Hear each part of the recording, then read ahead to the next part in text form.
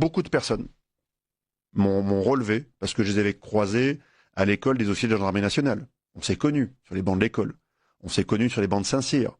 On s'est même parfois connus sur les bancs du lycée militaire, où je suis passé, où j'étais aussi au lycée militaire du Prytanée, dans la Sarthe.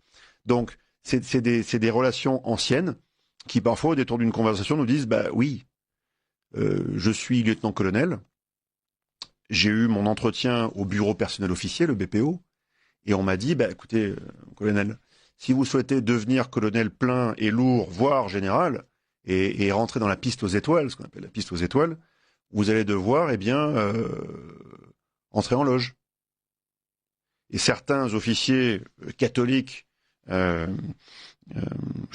catholicisme chevillé au corps, répondent « Mais je ne peux pas servir 2 mètres. » Et là, il leur est répondu « Mais beaucoup sont, parmi vous, des officiers de vitrine, d'affichage catholique, mais qui sont ouvertement francs-maçons.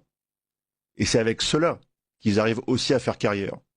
Donc tout est verrouillé par une secte. Il y a une secte qui verrouille tout en France, qui verrouille toutes les têtes de réseau et qui verrouille jusqu'aux forces armées. Elles sont verrouillées par cette secte. Et c'est en fait un outil de conformisme social et sociétal pour permettre de sélectionner et ensuite d'assurer le plein contrôle.